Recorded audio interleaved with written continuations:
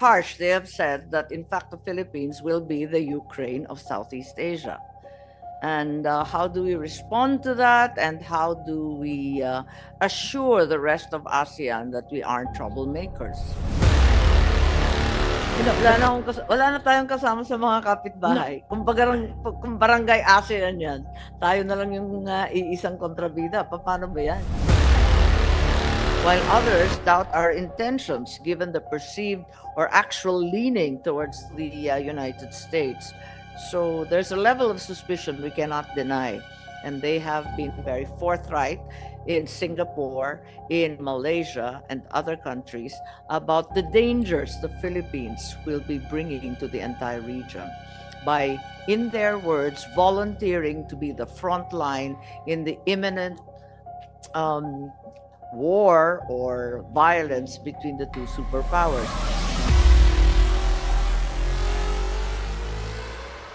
Yes, I think the greater interest among my colleagues will involve policy questions.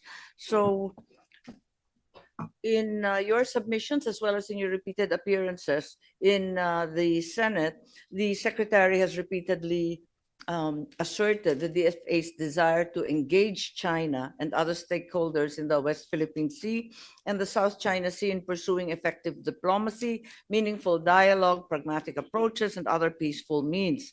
So just as an update by way of information, what is the status of the negotiations on the Code of Conduct in the West Philippine Sea? What's stalling the negotiations and what are the courses of action given that this has taken so long? What is it now? Is it 20 years? 2002 pa yata in dati? Asa na ba tayo?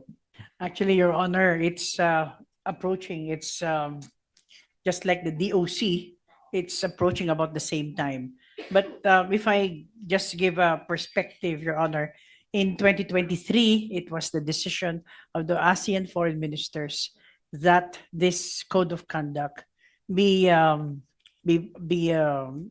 mean, the product itself should be finished by 2026, which is 3 years. And therefore, that is, we consider this ASEAN China Code of Conduct as a deliverable, hopefully by ASEAN for our. Why do we need another 3 years? Dahil naalala ko there was a date given. I'm not certain if it was 2023. A date was given, August 2023. Correct. And we were all expecting it. What happened? I Well, think they gave us 3 years, Your Honor. Who gave us? The foreign ministers, ASEAN foreign ministers. Yes, that was the agreement kasi hindi magkasundo. There Hindi were some who were very legalista and wanted all the details, and there were others who wanted broad strokes. Is that the general consensus? Just to give the a succinct view of this, there were actually 4 milestone issues. Okay. It's the legality, whether this is legally binding or not. Second is the scope, the geographical scope. The third is actually whether the relationship between the declaration of conduct and the code of conduct. What is the relationship? And the fourth is actually what is the declaration versus the code of conduct? Well, the declaration of conduct, which was in 2002, is non-binding. It just really merely says that it was a declaration. It was just a declaration. So the declaration was the one is referred to as the one in 202. That's the only correct. one we have, as a matter of fact. The only thing we have, Your Honor. So what is the relationship? There is a lot of discussions on this. And the fourth one are the terms of reference. Example, what do you mean by self-restraint? These are issues that have been in discussions for quite some time. Now, what's the likelihood of it's actually getting finished on the self-imposed deadline of 2026? To be is there anything that's going to happen that's going to suddenly magically allow us to have a code of conduct? Well, the next meeting, Your Honor, will be in Beijing, and I think this is the month of November, and we're hoping that, of course, hope springs eternal, that there will be something that will come out with. But however, we are still of the view during our chairship, but we haven't discussed this. What's the Philippine position? The Philippine position is one. Is it enforceable? It should be legally binding. Okay, and the geographical scope? That's still something that we're also looking into. Okay, and how do we see what is this relationship of the DOC versus COC? Well, we have the view that the code of conduct is definitely different in the sense that the DOC was just a mere declaration. Right. So it's still the And how do we, as Filipinos, define self-restraint? there are various definitions of Kaya self-restraint. nga eh. But what's ours? Do we more or less have some kind of negotiating position? Yes, we do, Your Honor. Let me just I think the self-restraint is something which is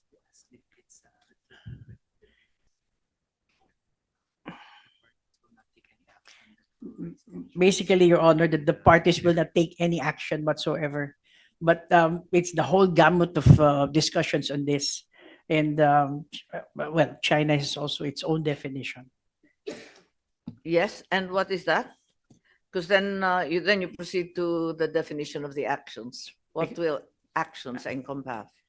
Well, it's what is happening right now in our waters, the certain collisions, certain the things that the situation that is Oo. happening now. So this is something that that has the whole ASEAN has different definitions of self-restraint. Members of the ASEAN Yes, member states. understood. So, no, I think we have, if you have further studies on the four issues, perhaps you can share with us in the event that it's asked. I suspect between us girls that in fact there will be more questions about policy than your actual budget at the plenary. So let's just be over prepared Mhm. with the hope that we'll have all the answers. Okay, in the past, the Philippines was keen on filing diplomatic protests every time there was an incident in the West Philippine Sea. Is this still the case? Is this all we can do, file diplomatic protests? For example, in the last 12 months, how many of these notes verbal have we issued?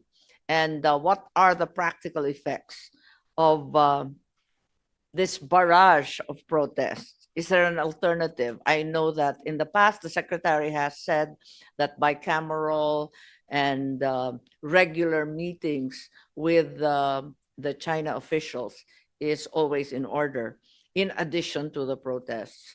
Pero in the meantime, nung nakaraang taon, nakailang protesta na ba tayo na note verbal? Your Honor, to be exact, we have actually 223 diplomatic protests Teka, within the year lang? within this is Within for 1 year lang? I'm sorry, this for 2025, sorry. We have 25. Actually, the latest one was just Yeah, a few days just ago. today. Ah, today? I'm sorry. This is So I'm sorry, it's 47 and we just 2025? 2025 is 47. A total since 2022 is 245. And Your Honor, the latest diplomatic protest is Mm-mm. what just happened recently That's in right. Bajo de Masinloc. The collision. Yes. To your question on what is really the effect, I would say that these are this is really rather a coordination between the concerned security agencies and the Department of Foreign Affairs. The National Maritime Council is also Is there any practical effect? practical effect, probably not now, but in Right. a later situation. So you're Um, saying it's by way of publication to the rest of the agencies involved? No, it is actually the security agencies give us the The the information. information and all the details, and then that is the basis of our the protest that we give give to the Chinese embassy. And in addition to this, for example, in the last collision, day before yesterday, I believe, what will we do in addition to the protest, the usual note verbal? Ano pa magagawa natin? Your Honor, we've been discussing this issue lengthily during meetings with the security agencies. There are other proposals, but probably I can give it to you in a confidential manner. Okay.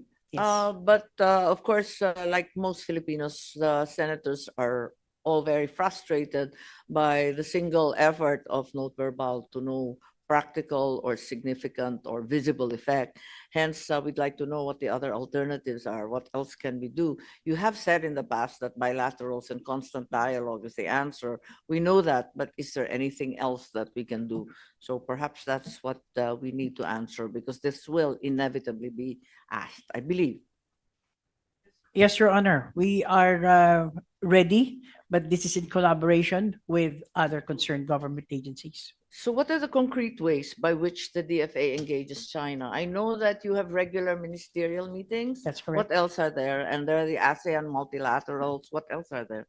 Well, I have mentioned that in the past, and you've taken note of it about the bilateral consultative mechanism. We have also the foreign ministry consultations, the bilateral consultative mechanism on the South China Sea. So these are all issues that are How often is concerning. that? That's regular, That's di ba? supposed to be twice a year. We held the first for this year. It was held in Xiamen, and I attended it myself. Okay. Now we're The looking at another ministerial meeting. meeting is The ministerial meeting is about the same times, usually back to back. And then, Your Honor, we also have meetings on consular consultations, which was just held about a month or 2 months ago, July actually, to be exact. And that consular consultations is really very important to stress out a good number of issues that may be irritants as of now, but can become big issues in the future. okay. The foreign ministerial meeting is strictly ASEAN or involves a larger group The with the bilateral, Asia Pacific? the The foreign the foreign, it's ministerial. bilateral. It's just bilateral Bilateral. also. What I mentioned are Oh, just I all thought these bilateral are all mechanisms. bilaterals. Okay. Yes. And then, of course, Your Honor, we have the ASEAN, Yeah. ASEAN China. We have the EAS, East Asia Summit, and we have the ARF, the ASEAN Regional Forum. Okay. Forum. Which And we will how all, often is that?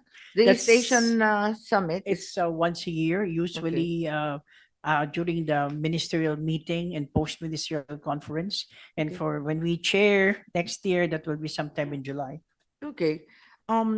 We're also aware that through your efforts and the dialogues that have been undertaken by the DFA with Chinese counterparts, the RORE have been far less turbulent and problematic and been quite smooth. So we congratulate you.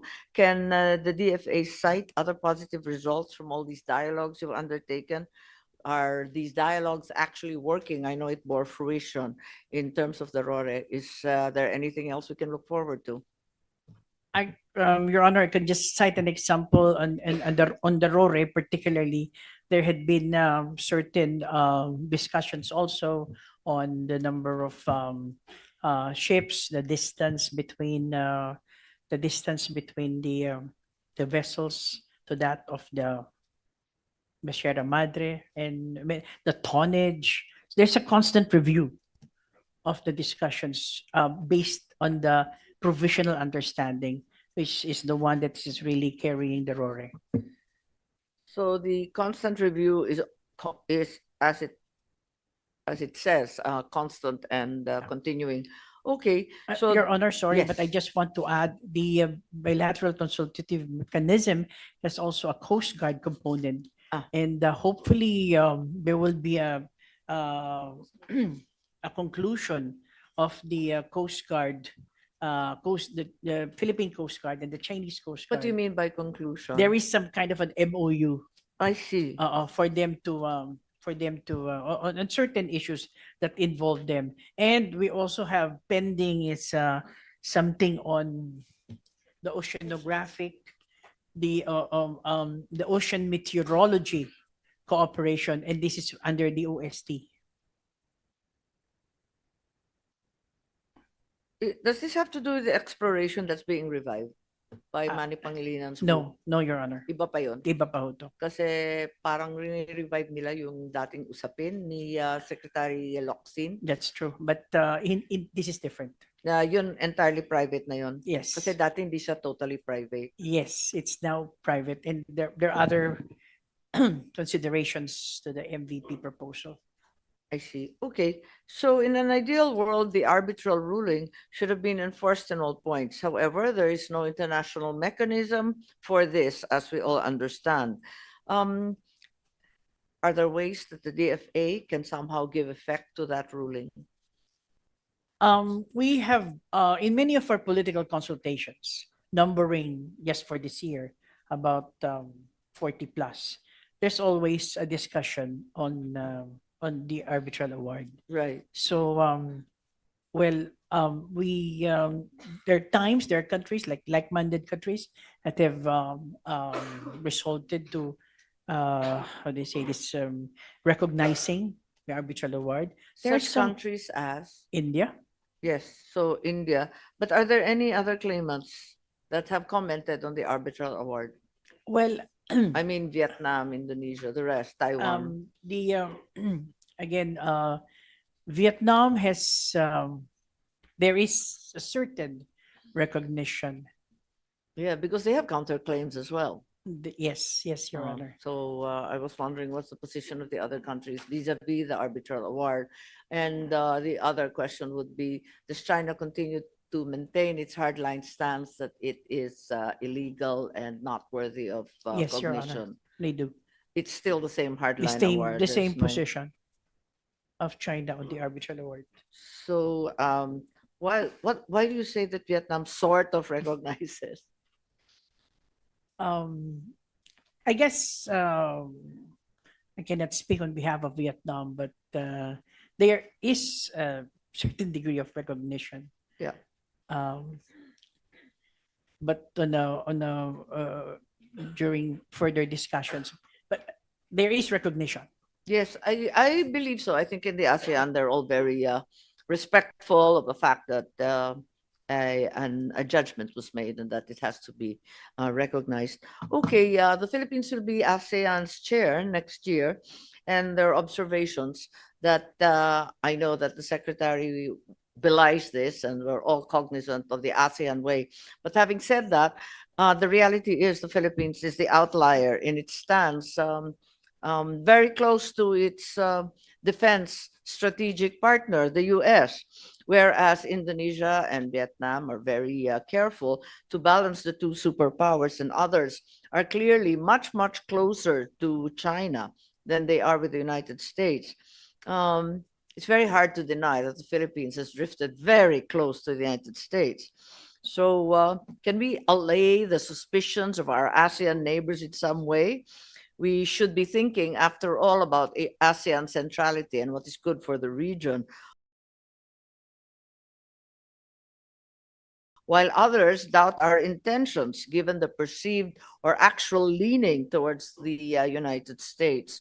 So there's a level of suspicion we cannot deny, and they have been very forthright in Singapore, in Malaysia, and other countries about the dangers the Philippines will be bringing to the entire region by, in their words, volunteering to be the front line in the imminent war or violence between the two superpowers. What can we do to allay these fears? Your Honor, what you just mentioned may be a perception. It's not a perception. These are direct quotes from Okay, the heads of state. direct quotes from certain perceptions. But what I just want to say, Your Honor, is that as the chair of ASEAN next year, we will be a good chair in the sense that issues such as this, like discussions, let's say, Pero on, nag-iisa na tayo dyan. no, Wala but, na wala na tayong kasama sa mga kapitbahay. Kung barangay ASEAN yan, tayo na lang yung iisang kontrabida. Paano ba yan? no, but what I'm trying to say, Your Honor, is that as the chair, like on many of these discussions, we will be acting as a chair. Is ASEAN centrality. In other words, the issues that concerns our bilateral matter with China is something that will remain bilateral, in the sense that we should be able to also act as the chair, and a number of We are bringing trouble to the region. Okay, that we are taking as a proxy the disagreeableness between China and the US to the ASEAN doorstep. but given Others have been more harsh. They have said that, in fact, the Philippines will be the Ukraine of Southeast Asia. And how do we respond to that? And how do we assure the rest of ASEAN that we aren't troublemakers?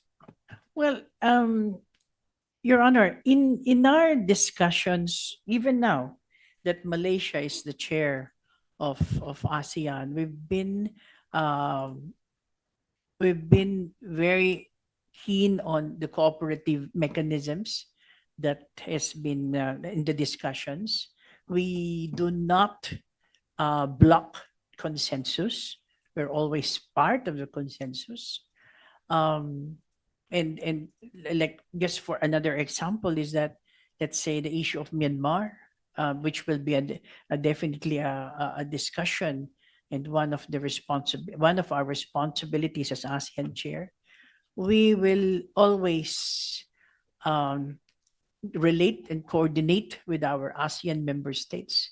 So it is not that we will not be an outlier in specific issues, particularly as this chair of ASEAN.